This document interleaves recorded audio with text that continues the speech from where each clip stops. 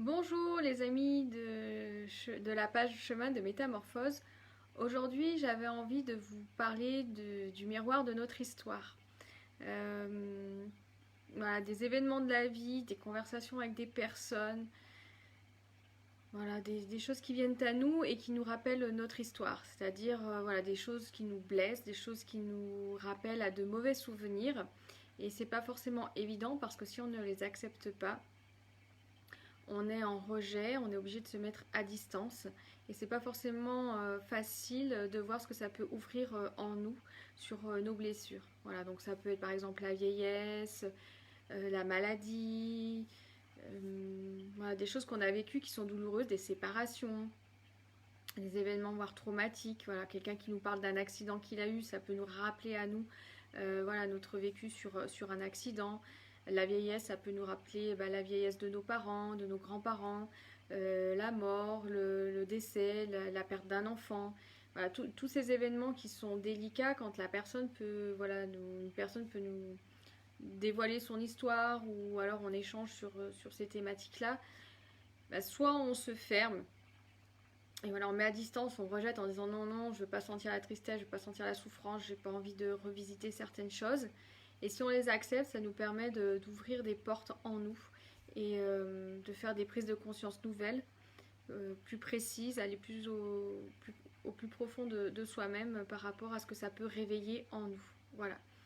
Donc je voulais partager ça avec vous aujourd'hui. Donc je vous invite à voir si en ce moment il y a quelque chose qui vous a touché et que vous avez voulu repousser parce que vous dites non, non, non, voilà, ou un enfant malade par exemple, un jeune enfant malade, c'est pas forcément évident non plus, ça peut, même si c'est pas notre vécu, ça peut rappeler des choses pour nous-mêmes par rapport à nos enfants par exemple.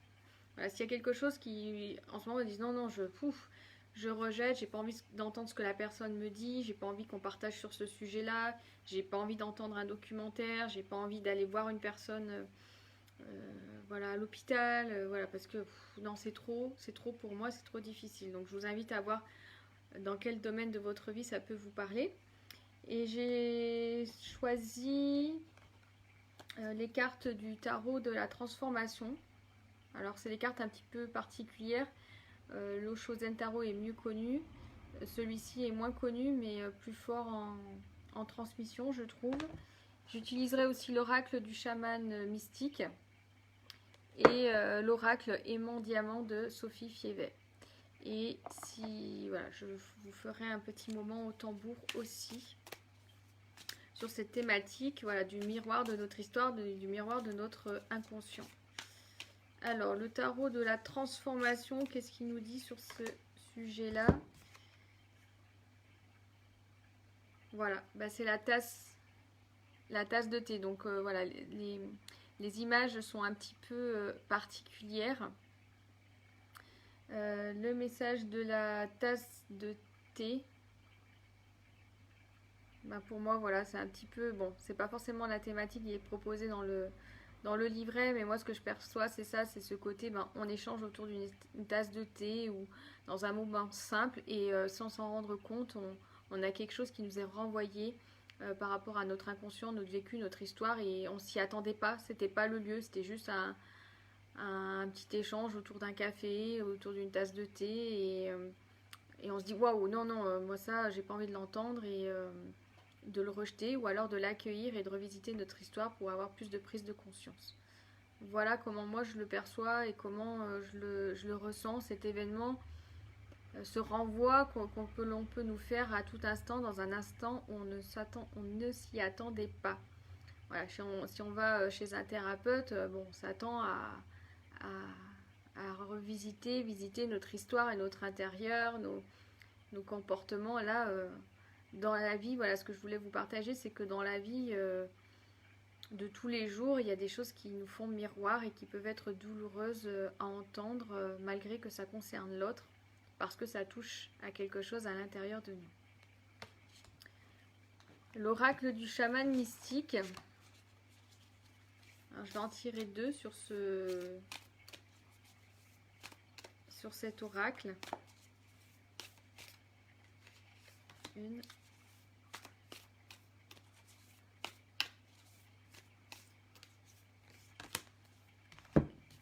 Alors, on a la récupération d'âme.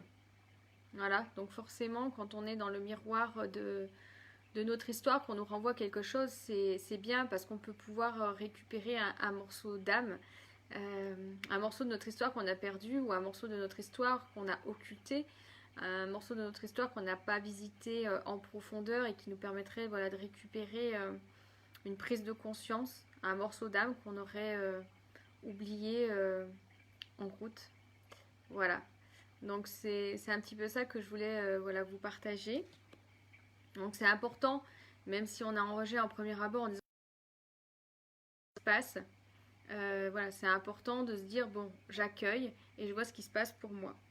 Et voilà, on a le maïs. Donc dans le chamanisme, le maïs c'est l'abondance matérielle, c'est l'abondance sous toutes ses formes, et notamment voilà, celle qui est physique et matérielle. Donc voilà, ce que nous propose l'oracle du chaman mystique, c'est qu'en accueillant, en récupérant ces morceaux d'âme, ces morceaux d'histoire, ces morceaux par prise de conscience, en disant bah tiens, qu'est-ce que voilà, un enfant en bas âge qui a une grave maladie, à quoi ça me renvoie, qu'est-ce que ça touche, qu'est-ce qui se passe. C'est souvent d'ailleurs avec les enfants hein, où on est touché, ou avec la mort ou les graves maladies, c'est là où on est le plus touché, et de dire voilà, qu'est-ce qui se passe en moi, est-ce que ça rappelle une histoire ou pas, est-ce que ça réveille des choses sur mon propre famille aussi au quotidien.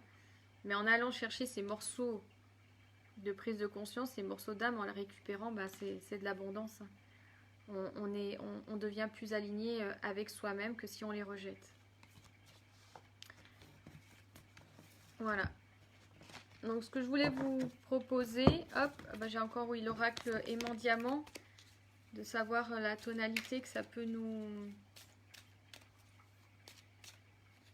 donner par rapport à cette thématique. Ah bah c'est l'union. Voilà, donc au-delà de la récupération d'âme que nous a proposé l'oracle du chaman mystique, c'est l'union avec soi-même. Voilà, l'union à l'intérieur de soi, refaire union avec son histoire, refaire union avec, voilà, à travers des prises de conscience, se sentir réunifié. Voilà, je vais vous proposer un petit instant au tambour.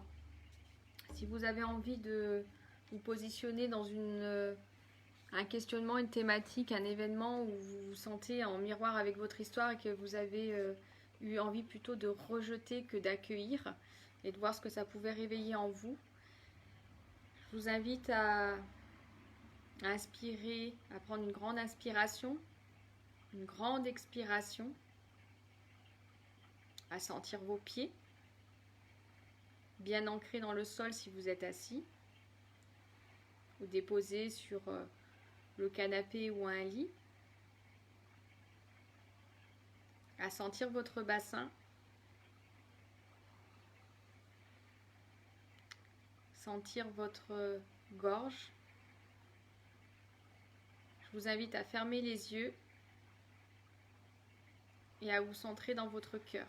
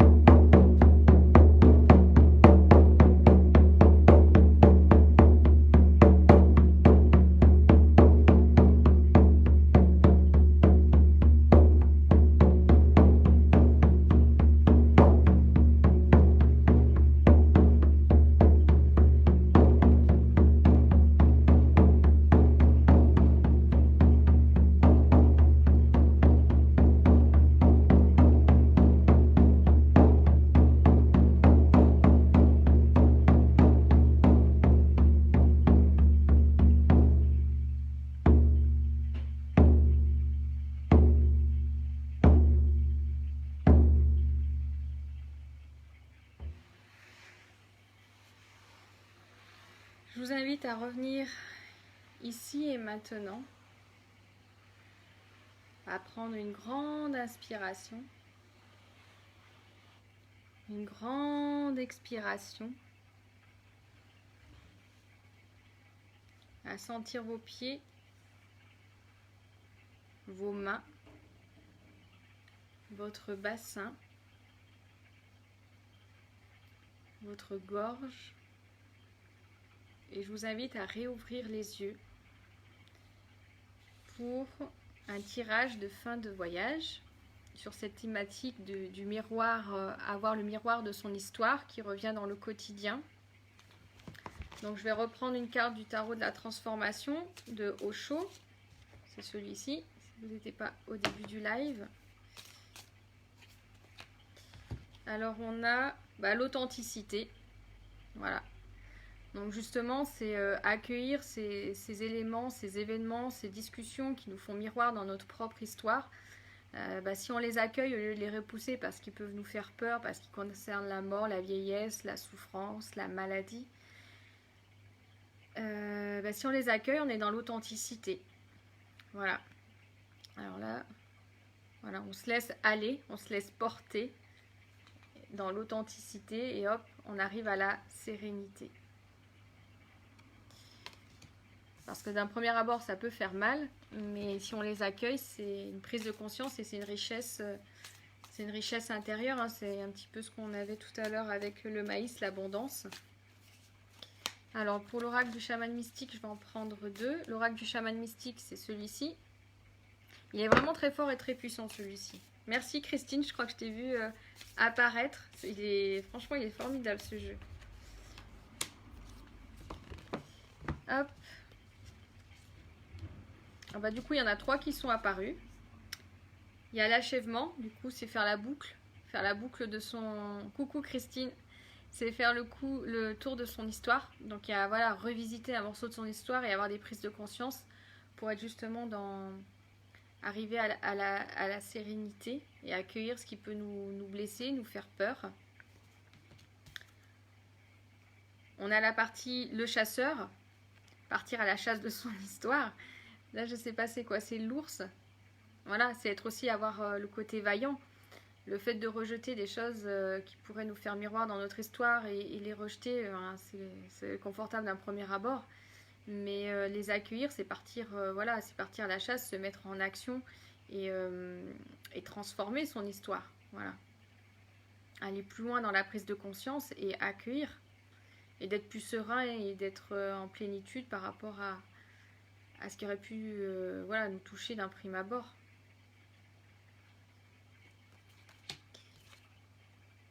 Et le jaguar.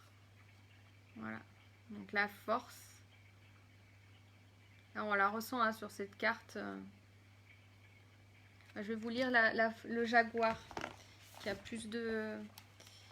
Hop, 28. Donc le jaguar, c'est le protecteur de tous les êtres vivants en Amazonie. Et en cas de peur, il apporte courage et certitude. Le jaguar trône au sommet de la chaîne alimentaire et ne devient jamais une proie. Il sait se montrer discret et il peut suivre sa proie à distance sans être vu ou entendu. Il parcourt gracieusement la jungle, profitant de la luxuriance de la forêt tropicale, sans peur et sûr de lui. Le jaguar connaît le domaine situé au-delà de la mort et est le maître des ombres, se fondant entre la lumière et l'obscurité, la nuit et le jour. Donc l'interprétation, c'est que le jaguar incite à regarder au-delà des murs qui vous emprisonnent, à sortir de votre routine habituelle et à repousser vos limites. Il vous lance une invitation de votre propre futur pour enquêter sur l'inconnu, pour s'aventurer sur le mystère et les lieux sombres que vous avez hésité à explorer. Jetez toutes les précautions au vent. Sachez que votre instinct du jaguar vous servira bien. Donc en fait, c'est ce jaguar qui nous permet d'avoir le courage d'aller dépasser ses limites en accueillant ce que la personne en face peut nous dire ou l'événement qui d'un premier abord nous fait peur et qui fait un miroir soit dans notre inconscient parce que parfois on rejette sans même savoir ce qui s'est passé et en creusant un petit peu on s'aperçoit de ce qui pourrait nous toucher, nous blesser. Pendant le confinement, il y a beaucoup de personnes qui ont été touchées par la mort et qui ont été cherchés dans leur profondeur, ce que ça pouvait faire comme miroir en eux ou miroir dans leur histoire. Mais toutefois, au quotidien, ça continue, comme je disais, ça peut être la maladie, la vieillesse, la maltraitance, voilà, sur les enfants. Voilà. Qu'est-ce que ça appelle en nous, au lieu de le repousser, mais de l'accueillir. Et la force du jaguar, voilà, nous incite à le faire. D'ailleurs, on sent dans la carte, voilà, Christine me l'avait déjà tirée pour moi. Je crois que c'est la 3e fois que cette carte, elle vient à moi. Et elle est d'une puissance, oui, on se dit, il faut y aller, quoi, ça vaut le coup. Et pour, avec l'oracle aimant diamant de Sophie Fievet, vous pouvez retrouver son oracle sur son site couleur de l'âme. Bah, c'est la danse sacrée. Je l'adore cette carte parce que cette œuvre qui est en fait une œuvre sur un cercle avec un couple d'argile qui est posé dessus. Voilà, c'est un des ateliers que j'ai fait peu avant d'avoir mon fils et elle me suit même dans les cartes, cette œuvre. Et voilà, c'est la danse sacrée. Et c'est justement ce que j'ai fait à ce moment-là dans cet atelier avec Sophie. Il s'est passé quelque chose. Et on va dire peut-être 2 mois avant que je tombe enceinte. Et voilà, c'était aussi aller chercher voilà, qu'est-ce qui faisait miroir dans mon histoire et qui me blessait. Qu'est-ce qui était encore en fracture ouverte. Et on avait fait un atelier sur la matrice. Voilà. Donc ça m'a permis d'aller chercher mes ombres et voir ce qui faisait en miroir en moi de tout ce que je pouvais percevoir autour de moi et dans mon histoire. Et effectivement, quand on fait ça, c'est la danse sacrée qui arrive. C'est un petit peu, voilà, c'est le pendant de ce que j'ai tiré avant le voyage. C'est faire l'union quand on va aller chercher ce qui peut nous faire miroir dans notre histoire et qu'on n'a pas forcément envie de voir. Et quand on va le chercher, enfin c'est pas qu'on va le chercher, quand on va l'accueillir, bah, c'est la danse sacrée qui se fait. Il n'y a pas que l'union, c'est que voilà, ça danse, ça tourne, le mouvement revient.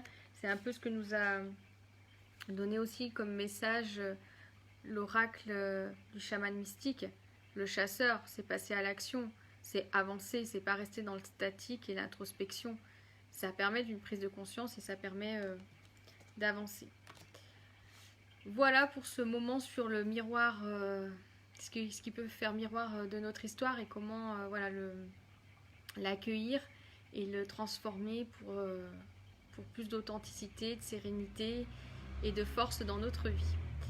Voilà, bah, je vous invite, on a ouvert avec Monique le groupe Les Étoiles de la Métamorphose. Donc si vous avez envie de le rejoindre, bah, c'est avec plaisir qu'on vous y accueille. Et puis bah, je vous dis à bientôt pour une nouvelle vidéo. Et puis si ça vous a plu, je vous invite aussi à partager, à liker. Ça peut intéresser d'autres personnes. Je vous embrasse et je vous dis à bientôt.